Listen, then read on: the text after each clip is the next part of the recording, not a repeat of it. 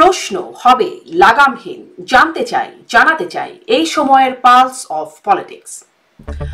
আলহামদুলিল্লাহ, এইমাত্র জানতে পারলাম ভারতে একটি সর্বদলীয় সভা হয়েছে, যেখানে সর্বসম্মতিক্রমে জননেত্রী শেখ হাসিনাকে সসম্মানে পূর্ণ নিরাপত্তায় বাংলাদেশে প্রত্যাবর্তন করাবার সিদ্ধান্ত গৃহীত হয়েছে। অত্যন্ত গোপনীয়তার সাথে এই গুরুত্বপূর্ণ বৈঠকটি অনুষ্ঠিত হয়। এটি আওয়ামী লীগ নেতা রাশেক রহমানের ফেসবুক পোস্ট, যাকে সমর্থন করছেন অধ্যাপক ডক্টর নাজমুল হাসান কলিমুল্লাহ তার নিজস্ব সূত্রের বরাত দিয়ে। এই খবরের উৎস কি, নাকি এটিও প্রপাগান্ডা? সত্য হলে কি উদ্দেশ্যে, কিভাবে প্রত্যাবর্তন করাবে ভারত, এসব বুঝতে তাৎক্ষণিক এই আয়োজন। অতিথি হিসেবে আছেন নাজমুল হাসান কলিমুল্লাহ এবং আছেন আওয়ামী লীগ নেতা রাশেক রহমান। প্রফেসর নাজমুল হাসান কলিমুল্লাহ এবং রাশেক রহমান, স্বাগত আপনাদের দুজনকেই পালস অফ পলিটিক্স এর আজকের আয়োজনে। খুব তাৎক্ষণিক সিদ্ধান্তের ভিত্তিতে আজকের অনুষ্ঠানটি আয়োজন করছি।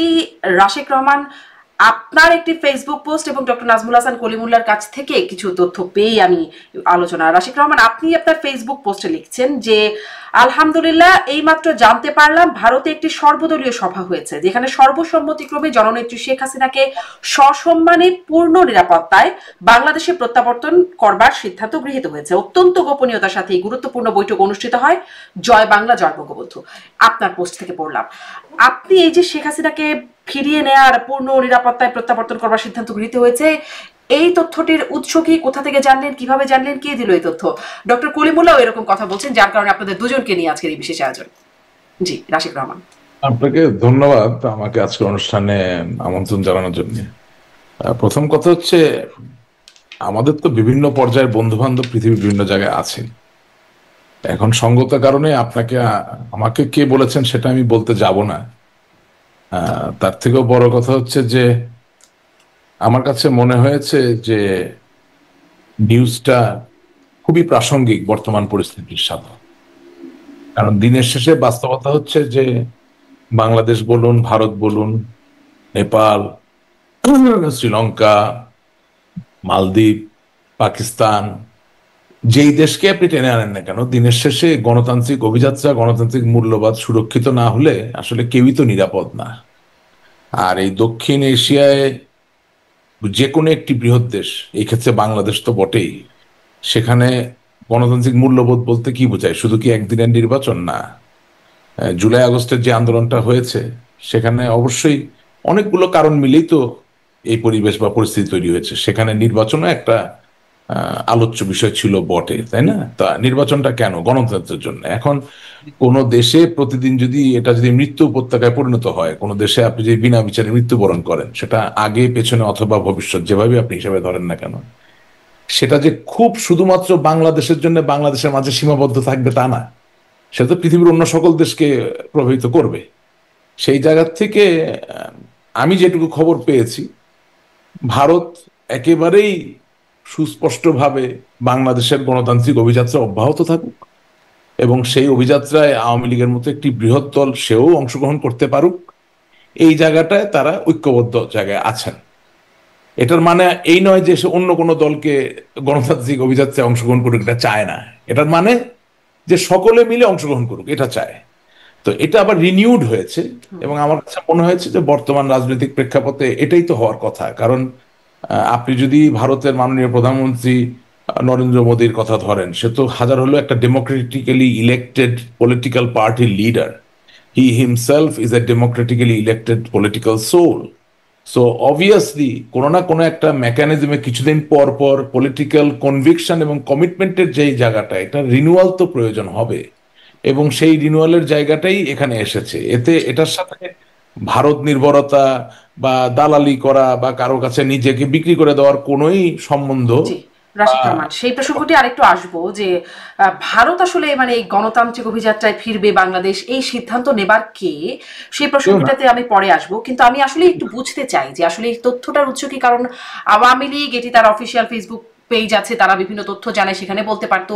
আমি আপনার পোস্ট দেখার পরে কিছু মানে অনেকের সাথে কথা বলবার চেষ্টা করেছি, যদিও এখন গভীর রাত, সবার সাথে কথা বলবার সুযোগ নাই, কারো কাছ থেকে এই তথ্যটি পাচ্ছিলাম না। আমি নাজমুল হাসান কলিমুল্লাহ, আপনার কাছ থেকেও একটু এই বিষয়টা শুনি, যেহেতু আপনিও এই তথ্যটি পেয়েছেন বলে আমি জানছি। কিভাবে পেলেন, মানে কিভাবে এটি বিশ্বাসযোগ্য, আপনার ব্যাখ্যায় কিভাবে বিশ্বাসযোগ্য হচ্ছে? এবং কিভাবে পেলেন আপনি যদি বলেন। ধন্যবাদ। দেখুন, আমি সম্মানীয় রাশেক রহমানের যে বক্তব্যটি সেটি গভীর মনোযোগ দিয়ে শুনলাম, এবং আমি যে সূত্র থেকে জেনেছি সেটি আবার রাশেক রহমানের সূত্রের সঙ্গে ট্যালি করে রাশিক রহমান তো সূত্রটা বললেন না। সূত্র, তবে না, উনি বললেন না। আমি যেটি প্রকাশ্যে বলবো সেটি হচ্ছে তরুণ ঘোষ। তিনি আমার মতো একজন টকশো শিল্পী, ভারতের নাগরিক, এবং আরেকজন তাকে, দুজনকে আমি এ বিষয়ে বলতে শুনেছি ভার্চুয়ালি।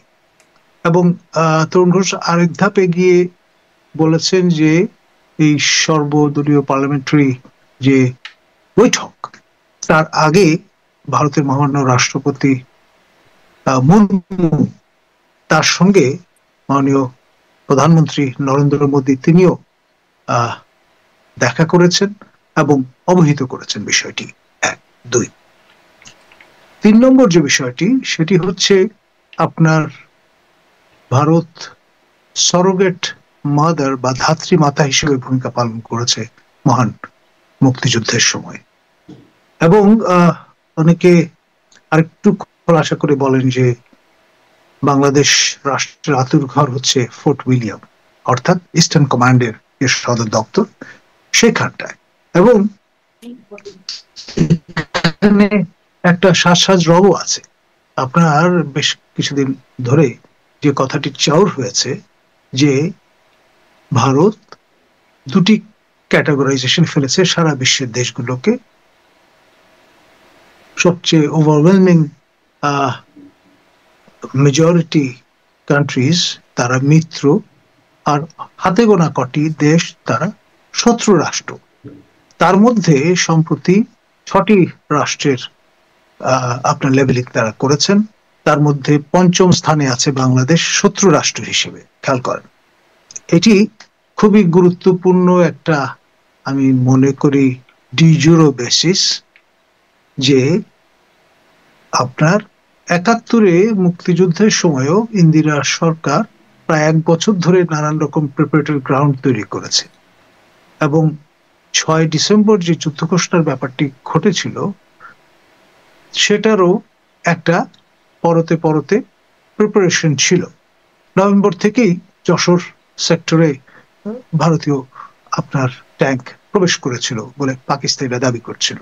এখন তার একেবারে উড়িয়ে দেওয়া যায় না। ইনফরমালি প্রবেশের পরে যখন পাকিস্তান বিমান হামলা করে বসলো ভারতে, সম্ভবত 3রা ডিসেম্বর, তারপর ভারতের আর কোনো উপায় ছিল না যুদ্ধ ঘোষণা না করে, কারণ that was A unilateral aggression, aggressive posture, যেটি সম্প্রতি আমরা দেখেছি ইসরায়েল ইউনিল্যাটারালি অ্যাকশনে গেছে এগেইনস্ট আইরান, সেরকম একটা বিষয়।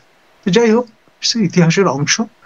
বাংলাদেশের সামনে কিছু একটা ঘটতে চলেছে, তার প্রিপারেটরি অংশ হিসেবে যে শত্রু রাষ্ট্র হিসেবে চিহ্নিত করা, তারপর পাঠানোর যে ম্যাঙ্গো ডিপ্লোমেসি, সেটার ভেতরের খবর সেটি হচ্ছে আমরা পাঠিয়েছি কিন্তু সবিনয়ে তা গ্রহণ করা হয়নি। শেষ পর্যন্ত দূতাবাসের আমাদের লোকজনই বা তার পরিবার পরিজন সেটা কনজিউম করেছেন।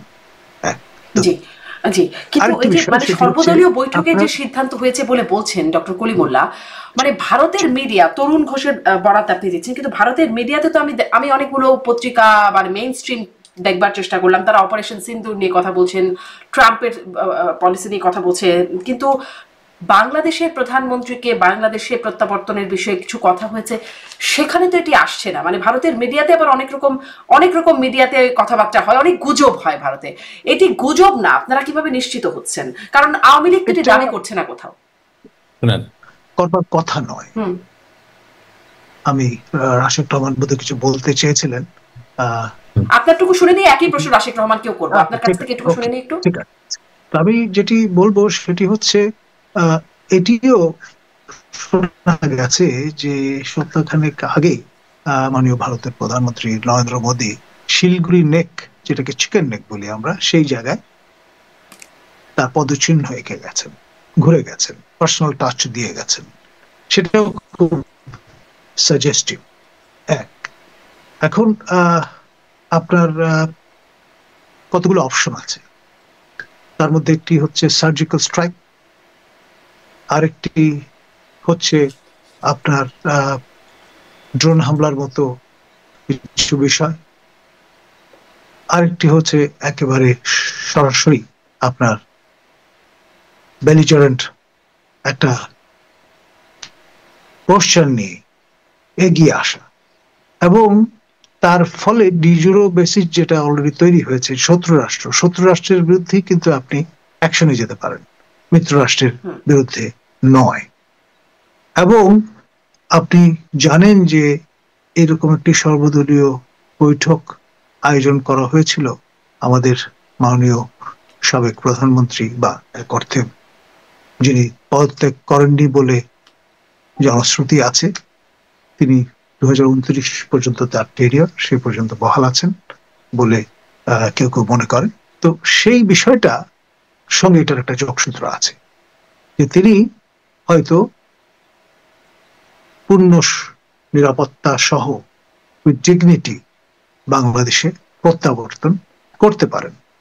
এবং সেই সঙ্গে আরেকটি সম্ভাবনা আছে হয়তো যে বর্তমান যে ইউনূস শাহী হুকুমত আছে, এই হুকুমতের আমলে হয়তো নয়, পরবর্তী আরেকটি হুকুমত যেটি আপনি আরো আলোচনার জায়গা তৈরি করছেন যে ইউনূস হুকুমতের আমলে নয়, পরবর্তী আরো কিছু হবার একটা জায়গা আপনি দেখতে পাচ্ছেন, কিন্তু হয়তো বা আগামী মাসে। আমি আপনার কাছে গুরুত্বপূর্ণ কথা বলেছেন, আমি আসবো আপনার কাছে যে ইউনূস হুকুমতের পরে আগামী মাসে হয়তো বা নতুন হুকুমত আসবে, সেটা নিয়ে কথা জানতে চাইবো। রাশেক রহমান, এই আপনার কাছে ওই একই প্রশ্ন, আপনি তথ্যটা ডক্টর কলিমুল্লাহ যেমন একজনের বরাত দিয়ে বলছেন বা কিছু বরাত দিয়েছেন, আপনি কোনো তথ্য সূত্র বলছেন না, কিন্তু আপনার কাছে আপনার দল বলছে না, মানে দলের অফিসিয়াল বলার জায়গা আছে, দলের মুখপাত্র হিসেবে দাবি করে কেউ বলছে না, ভারতের কোনো গণমাধ্যম বলছে না, আপনি আসলে কেন বলছেন? মানে দল থেকে কোনো দায়িত্বপ্রাপ্ত হয়েছেন আপনি এটা বলবার জন্য? আচ্ছা, প্রথম কথা হচ্ছে যে দলের মুখপাত্র আছে নাকি কেউ? জানা নাই, মাঝখানে কয়েকজন দাবি করেছেন, কিন্তু আপনি এত বড় প্রোগ্রাম করতেছেন। আমি বলেছিলাম আপনাকে, আমাদের একটা কথা হয়েছে, মোহাম্মদ আরাফাত একটা সময় বলেছেন, দাবি করেছেন মুখপাত্র হিসেবে। তাহলে যেটা হয় কি যে আমাকে যে আপনি আমন্ত্রণ জানালেন না, ওই জায়গাটাকে ছোট করা হয়ে যায়। দলের মুখপাত্র আছে কিনা আপনিও জানেন না, আমি বিশ্বাস করি। ওই যে ওই একবারই দেখে জেনেছিলাম, তারপরে আর জানি না। বিবিসিও মুখপাত্র বলে বরাত দিচ্ছে, কিন্তু নাম বলে না। আপনি তো একজন প্রতিষ্ঠিত গণমাধ্যম কর্মী, আপনি তো কোনো কাগজ পান নাই। বাংলাদেশ আওয়ামী লীগের মুখপাত্র হতো মুখের কথা না, আমি এসে বললাম আমি আগামীকালকে থেকে মুখপাত্র, ব্যাপারটা তো এরকম না। বাংলাদেশ আওয়ামী লীগের একটা সেন্ট্রাল কমিটি আছে, বাংলাদেশ আওয়ামী লীগের একটা প্রেসিডিয়াম আছে, সকলে মিলে একটা সিদ্ধান্ত নিবেন, হ্যাঁ, সেখানে আপনি অফিসিয়ালি জানবেন। ওই যে যেটা বললেন যে বাংলাদেশ আওয়ামী লীগের অফিসিয়াল পেজ, তার মাধ্যমে জানবেন যে অমুক আমাদের আজকে থেকে মুখপাত্র। It's a very big post, it's not a small thing. তো এখন আমি তো আর কখনো আওয়ামী লীগের মুখপাত্র হিসেবে নিজেকে দাবি করিনি। আমি আপনাকে আপনার অনুষ্ঠানে সবসময় বলেছি যে আমি আওয়ামী লীগের একজন সমর্থক, এবং আমি শক্তভাবে বিশ্বাস করি, এখনো বলছি, যে বঙ্গবন্ধু শেখ মুজিবুর রহমান বাংলাদেশের যে রাজনৈতিক পট ইতিহাস, এর থেকে তাকে অস্বীকার করার কোনো সুযোগ নেই। সেই জায়গা থেকে ধরেন যদি বাংলাদেশ না থাকে, কথার কথা বলছি, কোনো একদিন এটা জলে ডুবে গেল, পানিতে ডুবে গেল, হ্যাঁ, বন্যার কারণে বা অতি প্লাবনের কারণে বা গ্লোবাল ওয়ার্মিং এর কারণে, এখন আমার ধরেন ইলন মাস্কের মাধ্যমে মঙ্গল গ্রহে গিয়ে জায়গা হলো, তখনও আমি বিশ্বাস করেন, আমি বাংলাদেশের কথা যখন উঠবে আমি বঙ্গবন্ধুর কথাই তো বলবো। বঙ্গবন্ধুর কথা ছাড়া তার বাংলাদেশ হয় না, ঠিক আছে? আমি একজন আওয়ামী লীগের সমর্থক হিসেবে আমার বিভিন্ন শ্রেণী পেশার বন্ধু বান্ধব আছে, বিভিন্ন দেশে বিভিন্ন অবস্থানে আছে। এখন অবশ্যই যারা কিছু সেন্সিটিভ সংবেদনশীল তথ্য আমাকে দেন, তারা তো একটা বিশ্বাসের জায়গা থেকে দেন। তারা এটাও জানেন যে আমি আওয়ামী লীগের মুখপাত্র নই, একজন সমর্থক মাত্র বা একজন কর্মী মাত্র, এভাবে হাম্বল ভাবে বিনয়ের সাথে বলতে চাই। সেই জায়গার থেকে যখন তারা এই সংবেদনশীল তথ্যটা আমার সাথে ভাগাভাগি করেন, তখন আমার দায়িত্ব হয়ে যায় আপনার অনুষ্ঠানে এসে চাইলেও আমি নামটা বলতে পারি না। তবে সার্কামস্ট্যান্সিয়াল এভিডেন্স বলে একটা কথা আছে, আপনি বলছেন এই কথাটা সত্য কিনা, এটা নিয়ে তো আমি ঝগড়া করব না, তবে সত্য কিনা এটা বোঝানোর জায়গাটা খুব সহজ। যদি ভারত নাই চায় যে বাংলাদেশে ইনক্লুসিভ রাজনীতি চলুক, যদি ভারত নাই চায় যে বঙ্গবন্ধু কন্যা জননেত্রী শেখ হাসিনা বাংলাদেশ আওয়ামী লীগের সভাপতি হিসাবে বাংলাদেশের সাবেক প্রধানমন্ত্রী হিসেবে বাংলাদেশের একজন অন্যতম শীর্ষ রাজনৈতিক ব্যক্তিত্ব, খুব বেশি কিন্তু নাই, বেগম খালেদা জিয়া, জননেত্রী শেখ হাসিনা, এরকম 2জন 3জন, নট টু মেনি, রাইট? এই লোকগুলো নির্বিঘ্নে তাদের রাজনৈতিক কর্মকাণ্ড চালাবে যদি চায়, এটা আমি বিশ্বাস করি তখন যখন আমি দেখি যে বাংলাদেশ আওয়ামী লীগের 40 থেকে 50,000 লোক ভারতে অবস্থান নিয়ে, আশ্রয় নিয়ে, সেখান থেকে ক্ল্যান্ডেস্টিন ভাবে হোক বা ভার্চুয়ালি হোক তাদের রাজনৈতিক কর্মকাণ্ড চালিয়ে যেতে পারছে। সুতরাং ঘটনা যে সত্য এটা নিয়ে কোনো সন্দেহ থাকার কোনো সুযোগ নাই। কিন্তু আপনি যদি আমাকে জিজ্ঞাসা করেন যে আওয়ামী লীগের অফিসিয়াল ওয়েব পেজে এলো না কেন, আমি তো ভাই জানি না এই ওয়েব পেজ কে চালায়। আপনি জানেন কে চালায় আওয়ামী লীগ থেকে? কাগজ দেখেছেন? সুতরাং ওর এলো না কেন ওটার উত্তরই তো আমি দিতে পারবো না। আমি তো আপনার অনুষ্ঠানে অনেকবার প্রশ্ন করেছি যে ধানমন্ডি 32 নম্বর ভেঙে দিয়েছে 5 তারিখে, ওটার প্রতিবাদ এসেছে কি অফিসিয়াল ওয়েব পেজে, স্যার আপনি নিজেও খেয়াল করছেন, 8 তারিখে। তো 3 দিন এমনই অফিসিয়াল ওয়েব পেজ যে 3 দিন ধরে হয়তো বা প্রতিবাদ জানাইতে পারেনি। এখন ওটার ভিতরে ঢুকা তো আমার কাজ না। আমি আমার নেতা কর্মীর মনটা বুঝি, বেচারারা খুব কষ্টে আছে, ব্যথায় আছে, অত্যাচারিত, লাঞ্ছিত, নির্যাতিত অবস্থায় আছে। সেই অবস্থায় আমার কোনো একজন বন্ধু যাকে আমি মূল্য দিই, যাকে আমি বিশ্বাস করি, তিনি হয়তো বা আমার স্কুলে পড়া বন্ধু নন, আমার রাজনৈতিক ক্যারিয়ারের মাঝেই তার সাথে আমার বন্ধুত্ব হয়েছে, সে যদি স্বতঃপ্রণোদিত ভাবে আমাকে বলে যে এরকম একটা সিদ্ধান্ত হয়েছে বা আমরা তোমাদের পাশে আছি, তার মানে আপনি বিশ্বাসযোগ্য কোনো বন্ধুর সূত্রে, আপনি বলছেন যে বিশ্বাসযোগ্য কোনো বন্ধুর সূত্রে পাচ্ছেন। আমার এই প্রশ্নটা একটু শুনে তারপর আপনি যোগ করে বলেন। প্রশ্নটা হচ্ছে এই যে তাহলে আপনি বলছেন যে এটা সংবেদনশীল তথ্য, আপনি এটি প্রকাশ কেন করছেন? না, আমি প্রকাশ কেন করছি বলছি, এটা একটা মজার ব্যাপার। আপনি আবার এটা ওটার জন্য একটা স্পেস দিতে হবে, বলতেছি। তো যেটা হচ্ছে যে কোনো একদিন নিশ্চয়ই এই বন্ধুর কথা তো আমি বলতে পারবো, এখন তো বলবো না। বললে তো যেটা প্রাসঙ্গিক তথ্য সেটা আমি আর ভবিষ্যতে পাবো না। ওনারও আসলে আমাকে যে তথ্য দেওয়ার কথা তা না, আমি অকপটে স্বীকার করছি I am acting like a whistle blower. কিন্তু আল্লাহ তাআলা আমাকে রক্ষা করুন, কারণ মাঝে মাঝে হুইসেল ব্লোয়ার তো হতে হয়, আমার দলটার জন্যই তো হতে হবে। আমি তো এই দলটাকে ভালোবাসি। আওয়ামী লীগ নিশ্চিহ্ন হয়ে যাবে, বাংলাদেশের স্বাধীনতার সাথে সম্পর্কিত কোনো দল বাংলাদেশের রাজনীতি করতে পারবে না, এটা তো আর মানতে পারছি না। আপনি যত যা কিছুই বলেন, বা দিনে দুপুরে আপনি নিয়ে রশি দিয়ে ঝুলে রাখবেন, গুলি করে মারবেন, হ্যাঁ, এটা তো আসলে হচ্ছে না, এটা তো মেনে নেওয়া যাচ্ছে না। আপনি 7 জন বীর শ্রেষ্ঠর মূর্তি ভেঙে ফেলতেছেন, আপনি বঙ্গবন্ধুর ভাস্কর্য ভেঙে ফেলতেছেন, আপনি জাতীয় 4 নেতার নাম মুছে ফেলতেছেন, এটা তো রাশেদ রহমান মেনে নিতে পারছে না। হ্যাঁ, আমি নিরুপায়, আমি দুর্বল, ঠিক আছে, আমি শারীরিকভাবে প্রতিবাদ করতে পারছি না, কিন্তু মানসিক জায়গা থেকে কি আমার প্রতিবাদ করার কোনো সুযোগ নাই? বা আমি আপনার অনুষ্ঠানটাকে ব্যবহার করে কি আমার মৌখিক যে প্রতিরোধ সেই জায়গাটাকে আমি জারি করতে পারি না? আমি সেটাই করছি। এখন আপনি যেটা বললেন যে আমি কেন গোপন রাখছি না, আমার জন্য তো খবরটা গোপন না, আমাকে তো কেউ গোপনীয়তার শপথ পড়ায় নাই। আপনি আপনি এক গ্রাম থেকে আরেক গ্রামে গেছেন কোন একটা বিয়ের সম্বন্ধ ঠিক করার জন্য, বিয়ের সম্বন্ধের আলাপটা গোপনে হয়েছে, বিয়ের অনুষ্ঠান তো তার গোপনে হবে না, ওটা তো সানাই বাজিয়ে আলতা ফিতা দিয়ে, সেই অনুষ্ঠান তো এখনো হয় নাই, মানে না না সেই যে আলোচনাটা গোপনীয় সেটাই আপনি বলছেন। এটা বলে কি আপনার দলের লাভ হচ্ছে? একটু একটু কবুল কবুল কবুল 3 কবুল হয়তো এখনো বলেন নাই, কিন্তু গান বাজনা তো তার গোপনে হয় না। হ্যাঁ, গায়ে হলুদ তার বিয়ে না, কিন্তু গায়ে হলুদটা তো আয়োজন করেই হয়। এখন আপনি বলতে পারেন যে রাশেদ রহমান আপনার কেন এত আনন্দ লাগলো না? আমার আনন্দ লাগে না, কিন্তু আমি আশান্বিত হয়েছি। কেন আশান্বিত হয়েছি? দিনের শেষে বাস্তবতা কি, যে আওয়ামী লীগের যেই নেতা বা কর্মী দুর্নীতি করেছেন, উনি যেমন ভারতে গিয়ে অবস্থান নিয়েছেন, যেই নেতা বা কর্মী কোনোদিনও দুর্নীতি করেন নাই, কোনোদিনও বঙ্গবন্ধুর সাথে প্রতারণা করেন নাই, কোনোদিনও শেখ হাসিনার সাথে প্রতারণা করেন নাই, কোনোদিনই বাংলাদেশের কোনো মানুষের সাথে প্রতারণা করেন নাই, তাকেও বাধ্য হয়ে ওই ভারতে গিয়ে আশ্রয় নিতে হয়েছে। সুতরাং উনি তো আর অত অ্যাক্সেস পাচ্ছেন না আমার মতো, বা doctor Kalimullah, he has lot of connectivity for many reason, সব তো আলাপ করা যাবে না। তো the information that we get, আমি এর ভিতরে পকেটের ভিতরে রেখে দিতে পারি, but I feel love and extreme dedication to the people who believe in the real history of Bangladesh. It is as simple as that. এটার সাথে ক্ষমতা গ্রহণ করা, ক্ষমতা দখল করা, মন্ত্রী হওয়া, এমপি হওয়ার কোনো সম্পর্ক মানে এটাতে আপনি আশান্বিত হবার মতো খবর বলে শেয়ার করছেন, কিন্তু আমার প্রশ্ন হচ্ছে ভারত বলতে দেন কেন, আমিও প্রশ্নটাও করতে দেন। প্রশ্নটা হচ্ছে ভারত চাওয়ার কে, যে শেখ হাসিনা বাংলাদেশে ফিরবেন, রাজনীতি করবেন, এটি ভারত চাওয়ার কে 1, এবং 2 এই তথ্যের মাধ্যমে কি প্রমাণিত হচ্ছে? বাংলাদেশে আওয়ামী লীগ তার নিজ যোগ্যতায় ফিরতে পারে না, ভারত সর্বদলীয় সিদ্ধান্ত নিয়ে ফিরিয়ে দেবে। হ্যাঁ, এটাই ব্যাপার। যে বাংলাদেশে যে কোনো সময় যে কোনো নিউজ যখন রিলিজ হয়, যখন ফ্ল্যাশ হয়, তখন এটা আপনার কাজ, এটা আমি অ্যাপ্রিসিয়েট করি। এই যে আপনি তির্যকভাবে জিনিসটাকে দেখলেন, ব্যাপারটা আসলে ওরকম না। হ্যাঁ, প্রথম কথা হচ্ছে ভারত এখানে শেখ হাসিনাকে ফিরিয়ে দেওয়ার কোনো সিদ্ধান্তই নেয় নাই। You are misreading the line. ভারতের কথাটা তো খুব সহজ। আমি আপনার বাসায় গেলাম, আমি আপনার অতিথি, হ্যাঁ, এখন আপনার দরজার বাড়ি থেকে একজন বলতেছে রাশিদ রহমানকে আপা তুলে দেন, ওটা পিটায় আজকে সোজা করে ফেলবো। You tell me as a host what will you do? You will pick up the phone and you will call 911, পুলিশকে কল করবেন, করে বলবেন যে দেখেন রাশিদ রহমান দোষী কি দোষী না আমি জানি না, কিন্তু তিনি আমার বাসায় অতিথি, সুতরাং এই বাসা থেকে বের হওয়ার পরে আমার বাসার সামনে রক্তপাত হবে, খুনাখুনি হবে, এটা আমি যেমন দেখতে চাই না, আমার ছেলে মেয়েও দেখতে চায় না, আমার পাড়া প্রতিবেশীরাও দেখতে চায় না। সুতরাং আপনি পুলিশ, আপনার কাছে আমার অতিথিকে তুলে দিলাম, ওনাকে নিরাপদে, এখন সেটা কি আমার বিচার হবে, সেটা কি আমার জেল হবে, সেটা কি আমার ফাঁসি হবে, সেটা তো বিচারক বুঝবেন। কিন্তু আপনার দরজার বাইরে যিনি রামদা চাপাতি নিয়ে দাঁড়িয়ে আছেন আমাকে কুপিয়ে কুপিয়ে নৃশংসভাবে হত্যা করার জন্য, সেই জায়গায় একজন অতিথি হিসাবে বা বন্ধু হিসাবে আপনি যদি আশা করেন যে আমি নিরাপদে বিচারের সম্মুখীন হব বা আমার জনগণের সামনে গিয়ে দাঁড়াতে পারবো, এটা সিদ্ধান্ত নেওয়ার কোনো ব্যাপার না।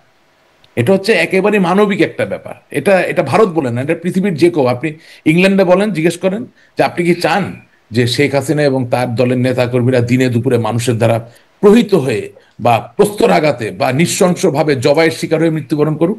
কেউ হ্যাঁ বলবে না, সবাই বলবে যে no, we want law to take its own course. So এখানে যেটা বললেন প্রথম প্রশ্ন, এটা এখানে প্রাসঙ্গিক হচ্ছে না। দ্বিতীয় প্রশ্নটা কি ছিল আপনার, যে আমরা কি ভারত নির্ভর কিনা? না, হ্যাঁ, মানে বাংলাদেশ আওয়ামী লীগ নির্যোগ্যতায় পারে না, এটি প্রশ্ন, এবং এইটি প্রশ্ন যে ভারত সিদ্ধান্ত নেবার কে যে বাংলাদেশ প্রত্যাবর্তন। আমি তো আপনার অনুষ্ঠানে এসে বলেছি যে আমাদের ভারত নির্ভরতা সেটা বন্ধুত্বের জায়গা থেকে, সেটা রাজনীতিকে এগিয়ে যাওয়ার জায়গা থেকে হতে পারে না। এটা হলে আমরা ক্ষতিগ্রস্ত হবো। আমি কিন্তু অকপট স্বীকারোক্তি, আমি কিন্তু খুব যে রেখে ডেকে চিন্তা ভাবনা করে নিজের, আমি আগামী দিনে আমার ক্যারিয়ার কি, আমি দেশটাকে ভালোবেসে কথা বলি। ভারত আওয়ামী লীগকে তার নিজের শক্তিতে প্রজ্বলিত হতে হবে, এটাই বাস্তব। এবং এই যে সর্বদলীয় সংহতির যে জায়গাটা, যে বাংলাদেশে সকলের অংশগ্রহণের মধ্যে দিয়ে একটা রাজনৈতিক অভিযাত্রা পরিচালিত হোক, এর সাথে আওয়ামী লীগের ভারত নির্ভরতার তো কোনো সম্পর্ক নাই। আমি তো আপনার অনুষ্ঠানের প্রথমে বলেছি যে ভারত চায় একটি সুস্থ রাজনৈতিক প্রবাহ দ্বারা, অর্থাৎ গণতান্ত্রিক প্রবাহ দ্বারা পরিচালিত হোক বাংলাদেশে, কারণ সেটা হলেই যেই ক্ষমতায় থাকুক না কেন ভারতও এটার থেকে বেনিফিটেড হবে। তো ভারতের স্বার্থপর হওয়ার তো অধিকার আপনি কেড়ে নিতে পারবেন না, সবাই তো সবার স্বার্থ বুঝবে। আজকে মার্কিন যুক্তরাষ্ট্রের পাশে যে মেক্সিকো একটা প্রতিবেশী রাষ্ট্র, সেখানে যদি মনে করেন গণতান্ত্রিক পদ্ধতি বিরাজ না করে স্বৈরশাসক বসে যায়, এটা কি আপনি মনে করেন মার্কিন যুক্তরাষ্ট্র খুব পছন্দ করবে? করবে না, তারাও গণতান্ত্রিক ধারা চাইবে, তাই না? তো এখন ঘটনা হচ্ছে যে হ্যাঁ, 5ই আগস্টের আগে আমাদের যে অবস্থান ছিল সেখানে ত্রুটি বিচ্ছুতি ছিল, আপনার অনুষ্ঠানে আমি এসে বলেছি, আমি এখনো মনে করি আমাদের ত্রুটিগুলো আমাদের স্বীকার করতে হবে। কিন্তু বর্তমানের যে পরিস্থিতি বিরাজমান, সেখানে কি কোনো ত্রুটি নাই? তা নিশ্চয়ই আছে। আমি এখন এই জায়গাটি আরেকটু আপনার কাছে স্পষ্ট হই যে তাহলে মানে, কারণ এই প্রশ্নটা আমি ডক্টর কলিমুল্লাহর কাছে যে প্রশ্ন করবো তার সাথেও রেলিভেন্ট, যে ভারত আপনি বলছেন সর্বসম্মতিক্রমে জননেত্রী শেখ হাসিনাকে সসম্মানে পূর্ণ নিরাপত্তায় বাংলাদেশে প্রত্যাবর্তন করবার সিদ্ধান্ত মানে গৃহীত হয়েছে, সেই সর্বদলীয় সভায় প্রত্যাবর্তন করার সিদ্ধান্ত নিয়েছেন না, সেটা আমার লেখনীতে দুর্বলতা থাকতে পারে। বেসিক্যালি তারা দেখতে চান, they want this environment to prevail. উনি তো কোনো ক্ল্যান্ডেস্টাইন অপারেশন করবেন না। আমি বুঝতে পারিনি আসলে কি চাই ভারত, কি করছে আপনি, মানে লেখনীতে দুর্বলতা মানে কি? ভারত চাচ্ছে তার প্রতিবেশী দেশে একটি গণতান্ত্রিক আবহ বিরাজমান, জায়গাটা এখানে পরিষ্কার। অবশ্যই ভারত কোনো সামরিক বিমান নিয়ে, সামরিক ব্যক্তিকে নিয়ে, অস্ত্র নিয়ে এসে কাউকে বসাই দিবে না, এই কথা তো আমি লিখতে যাব না, আমি তো উন্মাদ না। এটা ভারত সসম্মানে পূর্ণ নিরাপত্তায় বাংলাদেশে প্রত্যাবর্তন মানে কি? Yes, of course. আমি কি যখন শেখ হাসিনা যখন বাংলাদেশে ফিরবেন, ভারতের পক্ষ থেকে বা আমেরিকার পক্ষ থেকে বা ইংল্যান্ডের পক্ষ থেকে এই আহ্বানটা আসতে পারে না যে ওনাকে পূর্ণ নিরাপত্তা দিবেন? নিরাপত্তা মানে কি? তার তো মানে বাংলাদেশের যে প্রচলিত আইন, কারণ এখন যেভাবে চলছে তার তো তার বিচারের সম্মুখীন হওয়ার কথা। এখন নিরাপত্তার কোনো প্রচলিত আইন নেই, এটা আপনাকে কে বলেছে? না না, নিরাপত্তার আইন বলছি, আমি বলছি যে এখন যে প্রচলিত আইন, বাংলাদেশে বিচার কার্যক্রম যেহেতু চলছে, নিরাপত্তার আইনের কথা বলছি না, আমি বলছি যে বিচার কার্যক্রম চলছে যেহেতু, অতএব প্রচলিত আইন অনুযায়ী তার এখন বিচার কার্যক্রম মোকাবেলা করার কথা। বিচার কাজের তো কিছু এক্সট্রাঅর্ডিনারি সাইডও আছে না? আপনি ধরেন, আমি যদি এখন এগুলো বলি অনেকের ভালো লাগবে না, ধরেন আমি তো প্রায়শই নেলসন ম্যান্ডেলার কথা বলি, জেলে ছিল তো, তো জেলে থাকলে তো তার রায় হয়ে গেছে, তার সাথে তো আলাপ আলোচনা কোনো বিষয় নেই, সে জেলেই তো বসবে। কিন্তু তাকে তো ওই আইনটাকে বাকিয়েই তার মধ্যে থেকে তাকে এনে এনে তার সাথে দফায় দফায় আলোচনা চলেছে না। তো এখন আপনি জননেত্রী শেখ হাসিনা বিচার করবেন কি করবেন না ওটা পরের কথা, যদি করেনও আপনি যদি শেখ হাসিনার মুখে তালা লাগায় দেন জোর করে, সেটা তো কেউ সাপোর্ট করবে না। আপনি কি আমার কথাটা বুঝতে পারছেন কিনা? শেখ হাসিনা তো এখনো বলছে কিসের বিচার করেন, বিচার করতে পারলে করেন, প্রমাণ করতে পারলে করেন। উনি তো মোকাবেলা করতে চাচ্ছেন, আমি যা কথাবার্তা যা শুনলাম। কিন্তু আপনি যদি একটা ফার্স তৈরি করেন, মানে একটা সার্কাস তৈরি করেন in the name of A trial, তাহলে তার আপনি অনেক আনতে পারছেন না। তো এখন বিদেশি কমিউনিটির একটা অংশ তো ইন্ডিয়া বটে, এটাকে ছোট করে দেখার কোনো সুযোগ নাই। India is the 5th largest military power in the whole world. Not only that, they are now within the first 5 economic powers of the world, correct? And growing. ওই জায়গা থেমে যায়নি, and growing. সেই জায়গা থেকে India as a great international political player, if they expect that there should be a fair trial, there should be fair, equitable তাহলে কি opportunity fair ট্রায়ালের জন্য ইন্ডিয়া বাংলাদেশে ফিরিয়ে দেওয়ার পরিকল্পনা? to express what she wants to do. If they say that as a political party, Awami League, with whom they fought in 1971 to free the country from the clutches of Pakistan, they want the leaders and the workers of Awami League to be able to express their political views and will. There is nothing wrong in it. Nothing wrong বলছেন, কিন্তু আমি আসলে এটি doctor Kalimullah আপনার কাছ থেকেও বুঝতে চাই যে রাশিক রহমান যা বলছেন আপনি কি সেটাই বলছেন কিনা, মানে শেখ হাসিনাকে সসম্মানে পূর্ণ নিরাপত্তায় বাংলাদেশে প্রত্যাবর্তন করার সিদ্ধান্ত গ্রহণ করা হয়েছে। সসম্মানে পূর্ণ নিরাপত্তায়, সসম্মানে মানে কি তাকে কি বিচার মোকাবেলা করার জন্য মানে পাঠানোর সিদ্ধান্ত হয়েছে? আমি আসলে এটা একটু ডক্টর কলিমুল্লাহ আপনার কাছ থেকেও বুঝতে চাই, মানে সসম্মানে মানে সম্মানীয় রাশিক রহমান যে বক্তব্যটি বা বিশ্লেষণ বা ব্যাখ্যান যেটি হাজির করেছেন তার সঙ্গে আমি কমপ্লিমেন্ট সাপ্লিমেন্ট দ্বিমত করছি না। এক যে বিষয়টি সেটি হচ্ছে উইথ ডিগনিটি, সম্মানের সঙ্গে সেলফ রেসপেক্ট বলে একটা বিষয় আছে। খেয়াল করে দেখেন আপনার আমাদের মাননীয় সাবেক প্রধানমন্ত্রী বা এখনো কেউ কেউ বলেন যেহেতু তিনি পদত্যাগ করেননি বা তার পদত্যাগ পত্র পাওয়া যায়নি, সেটা নিয়ে একটা ধোঁয়াশা আছে, সেটা নিয়েও ঝামেলা আছে। তাহলে খোলাসা করে বলতেই হবে মাননীয় তৎকালীন প্রধান বিচারপতি এবং আরেকজন মাননীয় বিচারপতি দুজনই সেনা হেফাজতে ছিলেন 5 তারিখ অনওয়ার্ড। এখন সেনা হেফাজতে থেকে কিভাবে ফুল বেঞ্চে বসলেন সে রেফারেন্স দিলেন, এখানে কোন রকমের হায়াটাস বা ঝামেলা আছে।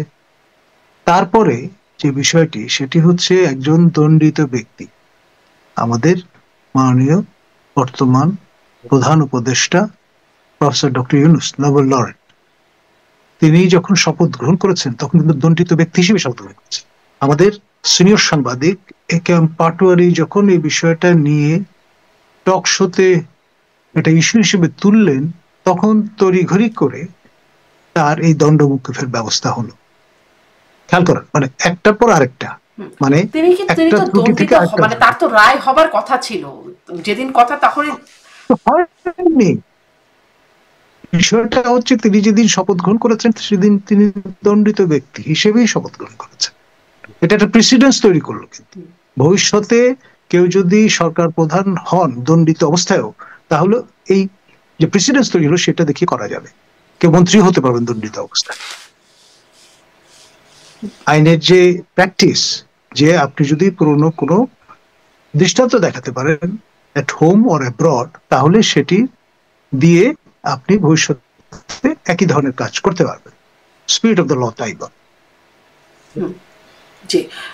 মানে তাহলে ওই যে সসম্মানে এখানে নানান রকমের গোজামিল আছে, এখানে নানান রকম গোজামিল আছে মানে পটভূমিতে।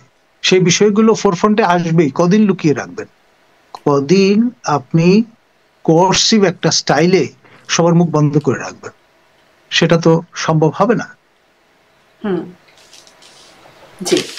আপনার বাক স্বাধীনতা বলতে একটা বিষয় আছে, তাই না? এখন ধরুন রাশিক রহমান দেশের বাইরে আছেন, তিনি যতটা ফ্রিলি কথা বলতে পারছেন, আমি হয়তো অতটা ফ্রিলি কথা বলতে নাও চাইতে পারি, মানে কিন্তু বিষয়টা ফ্রিলি কথা বলতে চাইতে মানে আমরা যেটা ভয় কিসের? ভয় ডেফিনেটলি আছে।